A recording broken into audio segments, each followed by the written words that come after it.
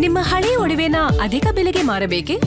ಅಟಿಕಾಗೆ call ಮಾಡಿ 8880 Attica gold company. Last reaction ತಗೊಂಡ್ಬಿಡ್ತೀನಿ ಎಲ್ಲರಿಂದ. ಉತ್ಕರ್ಷ್ ಅವರೇ, ಬಳ್ಳಾರಿಯಲ್ಲಿ ಒಬ್ಬ ಸಾಮಾನ್ಯ ಕಾರ್ಯಕರ್ತನ ಜೀವ ಹೋಯ್ತು ಇಬ್ಬರು ನಾಯಕರ ಪ್ರತಿಷ್ಠೆಯಿಂದ. ಆದ್ರೂ ಕೂಡ ಬುದ್ಧಿ ಬಂದಿಲ್ಲ ಅಂದ್ರೆ ಹೇಗೆ ಸರ್? ನಂಗೆ ಬಹಳ ಆತಂಕ ಆಗೋದು. ಈ ಚಪ್ಪಲಿ ತೂರಿದ್ರು ಓಕೆ, ಇದೆಲ್ಲವೂ ಕೂಡ ಇಲ್ಲಿಗೆ ಮುಗಿಯಲ್ಲ ಸರ್. ನಾಳೆ ದ್ವೇಷದ ರಾಜಕಾರಣ ಪ್ರಾರಂಭ ಆಗುತ್ತೆ. ಇನ್ಯಾರ್ದು ಮನೆ ಬೆಂಕಿ ಹಚ್ಚಿಬಿಟ್ರೆ, ಇನ್ನೇನೋ ಆಗ್ಬಿಟ್ರೆ ಅನ್ನೋಂಥ ಆತಂಕ ಶುರು ಆಗ್ಬಿಡುತ್ತೆ. ಯಾಕಂದ್ರೆ ಆ ರೀತಿ ಬೆಳವಣಿಗೆಗಳು ಹೋಗಿದೆ ನಮ್ಮ ಮಧ್ಯೆ ಅಂತ. ಯಾರು ಜವಾಬ್ದಾರರು ಇದಕ್ಕೆ? ಇಂಥ ರಾಜಕೀಯ ಬೇಕಾ ಅಂತ ಅಷ್ಟೇ. ಅದೇ ಖಂಡಿತವಾಗ್ಲೂ ನೋಡಿ, ಈ ದ್ವೇಷದ ರಾಜಕೀಯಕ್ಕೆ ಏನು ಇವತ್ತು ನೆನೆ ಪ್ರದೀಪ್ ಈಶ್ವರ್ ನೆನೆ ಒಂದು ನಾಂದಿಯನ್ನು ಹಾಡಿದ್ದಾರೆ. ಆ ರೀತಿ ಆಗ್ಬಾರ್ದು. ಸ್ವಲ್ಪ ಸಂಯಮದಿಂದ ಅವರು ಕೂಡ ವರ್ತನೆ ಮಾಡಬೇಕು. ಆಮೇಲೆ ಪ್ರದೀಪ್ ಈಶ್ವರ್ ಅವ್ರಿಗೆ ನಾನು ಹೇಳೋದು, ಯಾವಾಗಲೂ ಅವ್ರ ದೇಶದೆಲ್ಲ ಮಾತಾಡ್ತಾರೆ, ಅದೆಲ್ಲ ಬೇಡ ರೀ. ಚಿಕ್ಕಬಳ್ಳಾಪುರದ ಬಗ್ಗೆ ಮಾತಾಡಿ ನೀವು. ಅಲ್ಲೆಲ್ಲೋ ದಾವಣಗೆರೆ ಆದ್ರೂ ಮಾತಾಡ್ತೀರಿ, ಅಲ್ಲೆಲ್ಲೋ ಇನ್ನೆಲ್ಲೋ ಆದ್ರೂ ಮಾತಾಡ್ತೀರಿ. ಸಂವಿಧಾನದಲ್ಲಿ ಮಾತಾಡಬಾರ್ದು ಅಂತಲ್ಲ. ಆದರೆ ವೈಯಕ್ತಿಕ ಮಟ್ಟಕ್ಕೆ ಹೋಗಿ ಟೀಕಾ ಪ್ರಹಾರಗಳನ್ನು ಮಾಡುವಂಥದ್ದು ಅವಶ್ಯಕತೆ ಏನಿಲ್ಲ. ದಾವಣಗೆರೆ ಬೈ ಎಲೆಕ್ಷನ್ ಬಗ್ಗೆ ಇವ್ರು ಹೋಗಲ್ಲಿ ತೊಡೆದ್ರೆ ಏನು ಅವಶ್ಯಕತೆ? ಚಿಕ್ಕಬಳ್ಳಾಪುರದಲ್ಲೇ ಇಲ್ಲಿ ಭಾಳಷ್ಟು ಸಮಸ್ಯೆಗಳಿದೆ. ಜನ ಇಲ್ಲಿ ಮೂಲಭೂತ ಸಮಸ್ಯೆಗಳ ಬಗ್ಗೆ ಕೇಳ್ತಾ ಇದ್ದಾರೆ, ಮಾತಾಡ್ತಾ ಇದ್ದಾರೆ. ಅದ್ರ ಬಗ್ಗೆ ಗಮನ ಕೊಡಿ ನೀವು. ಸುಮ್ಮನೆ ನೀವು ಮಾಡೋದಲ್ಲದೆ ಇಲ್ಲಿ ನಮ್ಮ ಚಿಕ್ಕಬಳ್ಳಾಪುರ ಜನತೆ ಮರ್ಯಾದೆ ಕೂಡ ಹರಾಜಾಗ್ತೀರಿ 3 ಕಾಸಿಗೆ. ಹಾಗಾಗಿ ಆ ರೀತಿ ಆಗಬಾರ್ದು. ಆಮೇಲೆ ಜಾತಿಗಳನ್ನು ಎತ್ಕಟ್ಟುವಂತ ದಯವಿಟ್ಟು ಮಾಡಬೇಡಿ ಮಿಸ್ಟರ್ ಪ್ರದೀಪ್ ಈಶ್ವರ್ ಅವರೇ. ದಯವಿಟ್ಟು ಇದನ್ನು ನಾವು ಸಹಿಸೋದಿಲ್ಲ. ಚಿಕ್ಕಬಳ್ಳಾಪುರ ಜಿಲ್ಲೆಯ ಇತಿಹಾಸದಲ್ಲಿ ಯಾವತ್ತಿಗೂ ಯಾವ ರಾಜಕಾರಣಿ ಕೂಡ ಆದಿನಾರಾಯಣವರು ಒಪ್ತಾರೆ, ಮಠಮಪ್ಪ ಅವರು ಒಪ್ತಾರೆ, ನಮ್ಮ ಜಿಲ್ಲೆಯವರವರು. ಆ ರೀತಿಯ ರಾಜಕೀಯದ ವ್ಯವಸ್ಥೆ ಯಾವತ್ತೂ ಇರಲಿಲ್ಲ. ಅದಕ್ಕೆ ನೀವು ನಾಂದಿ ಆಡಬೇಡಿ. ಆಮೇಲೆ ನಿನ್ನೆ ನೀವು ಹೇಳಿರ್ತಕ್ಕಂಥದ್ದು, ನಾನು ಶೋಷಿತ ಹುಡುಗ ನೀವು ಇದು ಮಾಡಿದ್ದೀರಿ, ಅದೆಲ್ಲ ಯಾವ ಭಾವನೆನೇ ಇಲ್ಲ ರೀ ನಮ್ಮಲ್ಲಿ. ಯಾವ ಭಾವನೆ ಇಲ್ಲ. ನೀವು SC ST ಅಂತ ಕೂಗಿದ್ದು ನೀವು ಜಾತಿಗೆ ಉತ್ಪ್ರೇಕ್ಷೆ ಕೊಡ್ತಾ ಇದ್ದೀರಿ. ಹಾಗಾಗಿ ಅದು ಆಗಬಾರ್ದು. ಅದನ್ನು ಯಾರೂ ಕೂಡ ಒಪ್ಪೋದಿಲ್ಲ. ಆ ರೀತಿಯ ಭಾವನೆ ಇವತ್ತಿನ ಜಿಲ್ಲೆಯ ರಾಜಕೀಯ ಇತಿಹಾಸದಲ್ಲಿ ಯಾರಿಗೂ ಕೂಡ ಇಲ್ಲ. ಆ ರೀತಿಯ ವಿಚಾರಗಳಿಗೆ ನೀವು ಮಹತ್ವ ಕೊಡ್ತೀರಾ ಅಂತಂದ್ರೆ ಅದು ನಿಮ್ ವಿಚಾರ ಏನು ಅಂತ ತೋರಿಸುತ್ತೆ ಜನಗಳಿಗೆ. ಪ್ರಜಾಪ್ರಭುತ್ವದಲ್ಲಿ ಏನು ಅವರು ಸಂವಿಧಾನಾತ್ಮಕವಾಗಿ ಆಯ್ಕೆಯಾಗಿ ಶಾಸಕರಾಗಿ ಈ ಜನರ ಈ ವಿಧಾನಸಭಾ ಕ್ಷೇತ್ರ, ಚಿಕ್ಕಬಳ್ಳಾಪುರ ವಿಧಾನಸಭಾ ಕ್ಷೇತ್ರದ ಜನರ ಕಷ್ಟ ಸುಖಗಳನ್ನ, ಮೂಲಭೂತ ಹಕ್ಕುಗಳನ್ನ ಏನು ನೀಗಿಸೋ ಕಡೆಗೆ ಗಮನ ಕೊಡಬೇಕು ಒಬ್ಬ ಶಾಸಕರಾದಂಥವ್ರು.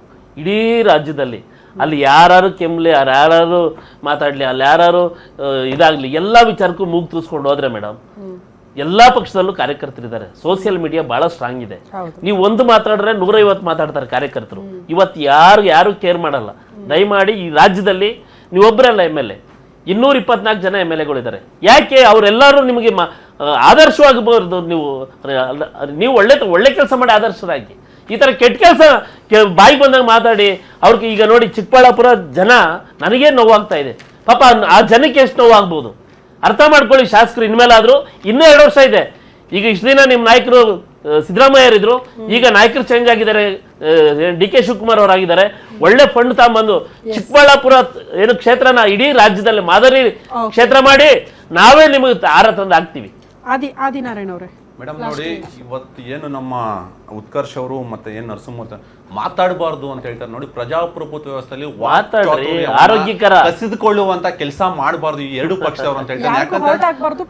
ಯಾಕಂದ್ರೆ ಎಲ್ಲೂ ಪ್ರಚೋದನೆ ಮಾಡಿಲ್ಲ ಮೇಡಮ್. ಕಾಂಗ್ರೆಸ್ ಪಕ್ಷದ ಒಬ್ಬ ಕಾರ್ಯಕರ್ತನಾಗಿ, ನಿಷ್ಠಾವಂತ ಕಾರ್ಯಕರ್ತನಾಗಿ ಅವರು ನಮ್ಮ ಪಕ್ಷದ ಕಾರ್ಯಕರ್ತರನ್ನ ಯಾರಾದ್ರೂ ಬೇರೆಯವ್ರು ಮಾತಾಡಿದಾಗ ಅವ್ರು ಖಂಡಿಸ್ತಾರೆ. ಯಾಕಂತಂದ್ರೆ ಇವತ್ತು ಏನು ಒಬ್ಬ ನಿಷ್ಠಾವಂತ ಎಲ್ಲೋ ಇರೋರ್ನ ಒಬ್ಬ ಟೀಚರ್ನ ಕರ್ಕೊಬಂದು ಇವತ್ತು ಕಾಂಗ್ರೆಸ್ ಪಕ್ಷದಲ್ಲಿ MLA ಮಾಡಿದ್ದಾರೆ.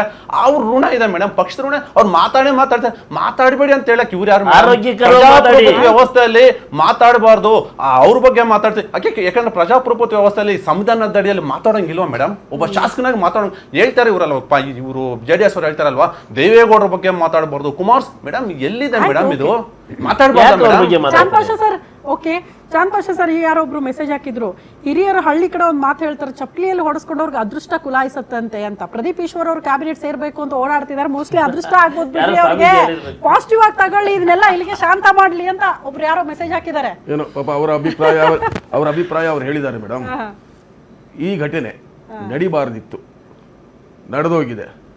ಪ್ರದೀಪ್ ಈಶ್ವರ್ ತೋಳ್ ತಟ್ಟಿದ್ದು, ಮೀಸೆ ತಿರುಗಿದ್ದು, ಕೂದ್ಲಂದಿದ್ದು, ಅದೆಲ್ಲವೂ ತಪ್ಪೆ ಅನ್ನೋದಾದ್ರೆ ತಪ್ಪೆ. ಆ ರೀತಿ ನಡ್ಕೊಳ್ಳೋದಕ್ಕೋಸ್ಕರ ನೀವುಗಳು ಮಾಡಿದ್ದು ಅದು ತಪ್ಪೆ. ಅದನ್ನ ಸ್ವಲ್ಪ ಗೌಡ್ರೆ ಒಂದು ನಿಮಿಷ, ಅದು ತಪ್ಪೆ. ನೀವು ಅದನ್ನ ಮಾಡದೇ ಇದ್ದಿದ್ರೆ ಇದಾಗ್ತಾನೆ ಇರ್ಲಿಲ್ಲ. ನಾವು ಇದ್ರ ಬಗ್ಗೆ ಮಾತಾಡ್ತಿದ್ದೀವಿ. ಇನ್ನ ಅವರು ಪ್ರದೀಪ್ ಈಶ್ವರ್ ಅವರು ಸ್ವಲ್ಪ ಸಂಯಮವಾಗಿ ಸ್ವಲ್ಪ ಕಾಪಾಡ್ಕೋಬೇಕಾಗಿತ್ತು. ಅದಕ್ಕೆ ನಮ್ಮ ಹಿರಿಯರು ಈಗಾಗಲೇ ಅವರಿಗೆ ಕಿವಿ ಮಾತು ಹೇಳಿದ್ದಾರೆ. ಅವ್ರನ್ನ ಯಾವ ರೀತಿ ಅವರು ಎಲ್ಲ ಸಮುದಾಯದವ್ರನ್ನ ಒಟ್ಟಿಗೆ ತಗೊಂಡು ಹೋಗ್ಬೇಕು ಅನ್ನೋದ್ರ ಬಗ್ಗೆ ಅವ್ರಿಗೆ ಹೇಳಿದ್ದಾರೆ. ಅದು ನಿಮ್ಮಿಂದ ನಾವೇನು ಕಲಿಯಬೇಕಾಗಿಲ್ಲ. ನಿಮ್ಮ ಸಂಸ್ಕೃತಿಯಿಂದ ನಮ್ಮ ಸಂಸ್ಕೃತಿನ ಆ ಸಂಸ್ಕೃತಿನ ಮಾತಾಡೋಕೆ ಬಹಳ ಚಂದ ಇರುತ್ತೆ, ಆಯ್ತಾ. ಆದ್ರೆ ಎಲ್ಲಿಗೆ ಯಾವ ಹಂತದಲ್ಲಿದೆಯೋ ಅಲ್ಲಿಗೆ ಅಷ್ಟೇ ಮಾತಾಡಬೇಕು. ಅದು ಬಿಟ್ಬಿಟ್ಟು ನಾನು ದೇವೇಗೌಡರ ಹೆಸರು ಏನೋ ನಾವು ಕೆಟ್ಟದಾಗಿ ಹೇಳದ್ನ ಅಥವಾ ಕುಮಾರಸ್ವಾಮಿ ಅವರು ಹೇಳದ್ನ, ನೀವು ರಾಹುಲ್ ಗಾಂಧಿ ನಿಮಗೆ ಬೇರೆ ನಿಮಗೆ ಅದು ಬಿಟ್ರೆ ನಿಮ್ಮ ಹತ್ರ ಸಬ್ಜೆಕ್ಟೇ ಇಲ್ಲ. ಹಾಗಾಗಿ ಕನ್ಕ್ಲೂಡ್ ಮಾಡ್ತೀನಿ. ರಾಹುಲ್ ಗಾಂಧಿ ಅವ್ರ ಹೆಸರು ತಗೊಂಡ್ರೆ ನೀವು ಬಿಡ್ತೀರಾ ಅಂತ ನಾನು ಕೇಳಿದ್ದು. ನೀವು ಅದಕ್ಕೆ ಕಾಲಾಗಿರೋದು ಹೊಡೆದಿದ್ದು ಅಂದಿದ್ದು ಅದಕ್ಕೋಸ್ಕರ ನಾನು ಹೇಳ್ತೀನಿ, ಅದೆಲ್ಲ ಇದನ್ನ ಮುಗಿಸ್ಬಿಡ್ತೀನಿ. ಈ ಘಟನೆ ಈ ಘಟನೆ ಮತ್ತೆ ಮರುಕಳಿಸೋದು ಬೇಡ. ಎಲ್ಲಾ ಪಕ್ಷದವರು ಸೇರಿ ಇದಕ್ಕೆ ಇಲ್ಲಿಗೆ ಇತಿಶ್ರೀ ಆಡೋಣ ಅನ್ನೋದು ನನ್ನ ಅಭಿಪ್ರಾಯ. ಇವತ್ತು ಗ್ಯಾರಂಟಿ ನ್ಯೂಸ್ ಏನಿದೆ ಮೇಡಮ್ ಅವರೇ, ನಿಮ್ಮ ಒಂದು ಡಿಬೇಟಲ್ಲಿ ಒಳ್ಳೆ ಚರ್ಚೆ ನಡೀತಾ ಇದೆ. ಆ ಚರ್ಚೆಯಲ್ಲಿ ನಾನು ಮಾನ್ಯ ಪ್ರದೀಪ್ ಈಶ್ವರ್ ಅವರಿಗೆ ಒಂದು ಮಾತು ಹೇಳ್ತೀನಿ. ದಯವಿಟ್ಟು ಕೂಡ ನೀವು ಮಾತು ಕಮ್ಮಿ ಮಾಡಿ ಕೆಲಸದ ಬಗ್ಗೆ ಕಾನ್ಸಂಟ್ರೇಷನ್ ಮಾಡಿ. ಕೆಲಸ ಯಾವತ್ತೂ ಕೂಡ ಅದು ಇತಿಹಾಸ ತೋರಿಸ್ತದೆ, ಮತ್ತು ಕೆಲಸ ಯಾವತ್ತೂ ಕೂಡ ನಿಮ್ಮನ್ನು ಉಳಿಸ್ತದೆ. ಮತ್ತು ಎರಡನೇದಾಗಿ ಇವತ್ತು ಕುಮಾರಣ್ಣವ್ರ ಬಗ್ಗೆ ಎಲ್ಲೋ ಒಂದು ಕಡೆ ಅಪಪ್ರಚಾರ ಮಾಡ್ತಕ್ಕಂಥ ಇದು ನಡೀತಾ ಇದೆ. ಯಾವುದೇ ಕಾರಣಕ್ಕೂ ಕೂಡ ಮೊನ್ನೆ ಕುಮಾರಣ್ಣವರು ದಯವಿಟ್ಟು ಕೂಡ ಚಿಕ್ಕಬಳ್ಳಾಪುರದಲ್ಲಿ ಆಗಿರ್ತಕ್ಕಂಥ ಚಿಕ್ಕಬಳ್ಳಾಪುರದಲ್ಲಿ ಆಗಿರ್ತಕ್ಕಂಥ ಘಟನೆಗೆ ಏನು ಸಂಬಂಧ ಇಲ್ಲ ಮೊನ್ನೆ ಕುಮಾರಣ್ಣವ್ರಿಗೆ.